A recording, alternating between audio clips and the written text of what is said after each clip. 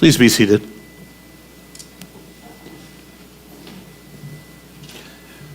So again, a little bit of a change in our schedule this morning. I have to catch a flight to a conference where I'll be speaking tomorrow.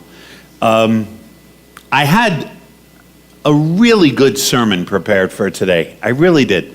I worked on it during the week. It was, Paul's letter to the Ephesians. He's got some great stuff in there. And I was unpacking it during the week. I had stories lined up. I had all this stuff ready.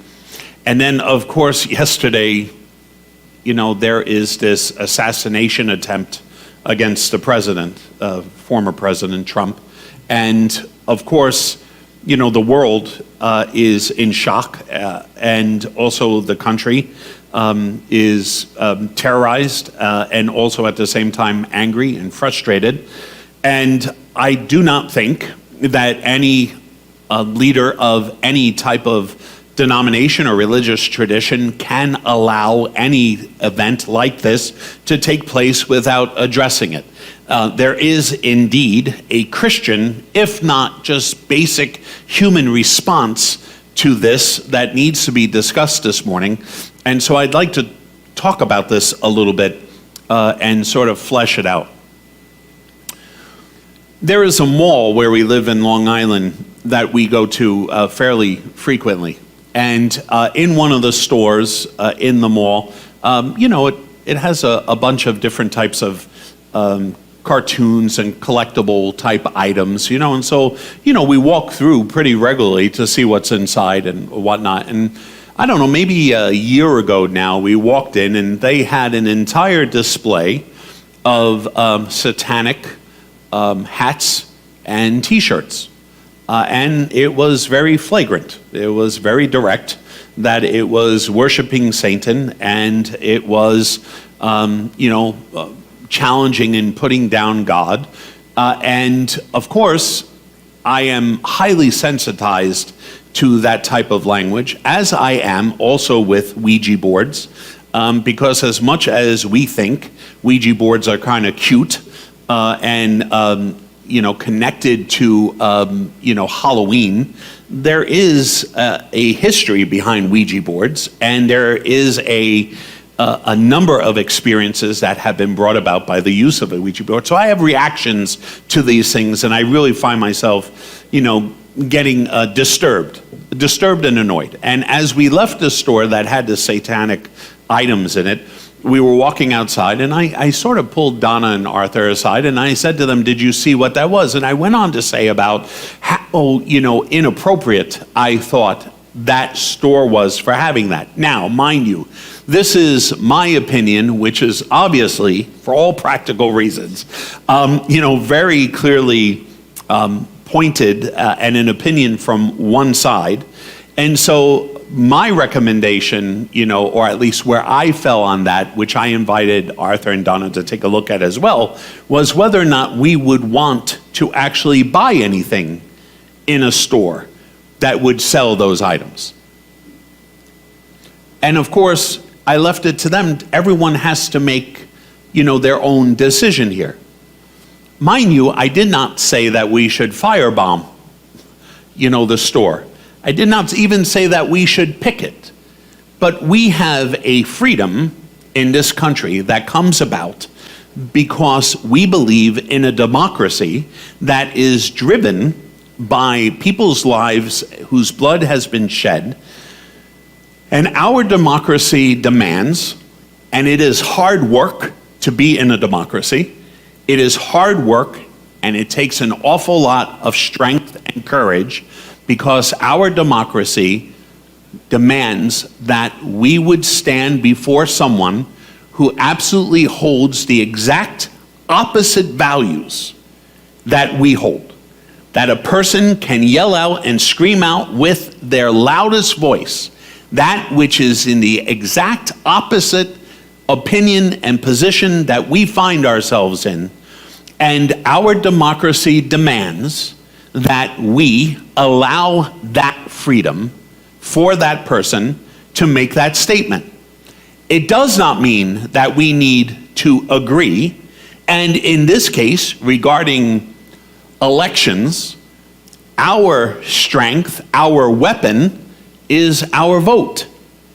It is what has been given to us by our democracy to lend our support behind one person or another. No one deserves to be shot at. No one deserves to have an attempted assassination. And all I could think of last night was, as much as President Trump seemed to gather himself and tried to pull the crowd together for whatever reasons, he had to be terrified by what had happened. And on top of that, his entire family as well. You can imagine what his sons felt about their father being shot at, in a public space like this with Secret Service. We cannot allow ourselves to become so hardened that we allow politics or opinions to separate the humanity that each and every one of us shares and is entitled to. And the respect that comes, and this is why I say this is not simply a Christian opinion. This is a humanistic opinion. This is an opinion held by every worldwide religion. This is a position that even atheists would support, that we as human beings have inherent rights. There is a value to us, each and every one, and that value must be respected, or else we lose our democracy. If we do not allow people to voice their opinions, then we lose our freedoms, because the minute that happens, then everything goes haywire. The minute we stop other people or think that we have a right to stop another person from saying what they're saying, is terribly inappropriate. But this is the work. This is the pain of a democracy. It is the hard work, and it is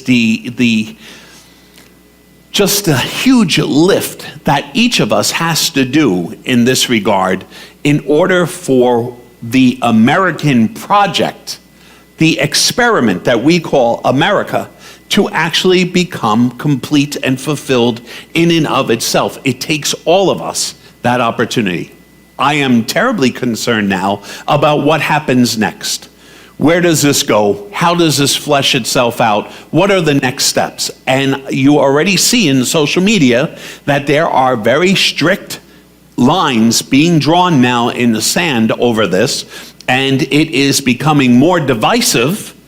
And there is also a call, there is an invitation to rise up in response to something like this. And I equally would ask us also to rise up and to take upon ourselves these weapons.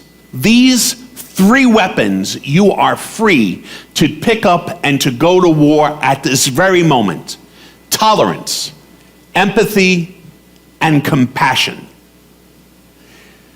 There is a lot of talk about a Christian nationalism that holds and bears none of the identity of the Jesus of Nazareth that I know, the Jesus of Nazareth that the Gospels speak about. That type of Christian nationalism just isolates and separates. And if Jesus was about anything, it was about pulling people together and accepting people where they were. Must I remind us that Jesus is the fulfillment of a Judaic promise of a Messiah, and this Jesus spends more time with the Gentiles than he does with the Jews. And yet Jesus is open to stepping out of his space and going somewhere and into a community that his society says is not allowed, is not permissible, and actually is against their religious traditions. Tolerance, empathy, compassion has to be the role, that has to be the weapons that you and I pick up to do battle against what has happened, last night with the assassination attempt against Trump. It simply must be our response, not simply as a Christian people. Clearly, as a Christian people, we have very clear teachings about what this should be and what it should take a look like. But more importantly, as a human race, simply as a human race, it is time for tolerance, empathy, and compassion to become the hallmark of what we want. That is the one thing that had me over and over last night asking myself, is this really as a country what we want to be?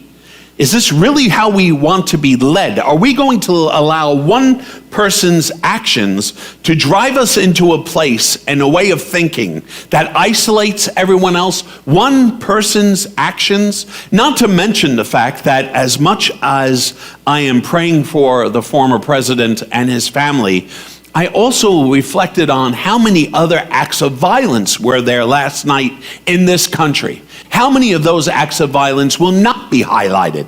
How many of those types of discrimination and racism and everything else will not be highlighted? But this one incident simply cannot drive us all to the farther extents of our opinions and our positions. It must be an invitation for you and I to take up tolerance, empathy, and compassion, and to begin to do battle.